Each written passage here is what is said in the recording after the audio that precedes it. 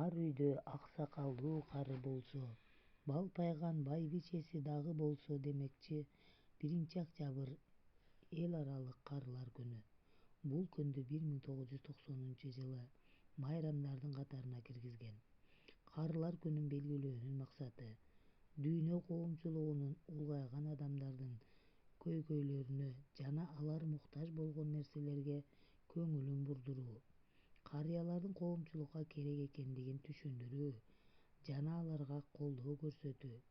30 жылдан бери кыргыз жеринде да бул күн кызуу белгиленип, жаштар жана улуу муундун өкүлдөрү улгайган адамдарга өзгөчө сый-урмат көрсөтүп, жылуу сөздөрүн арнап, ден соолук тилеп келишет.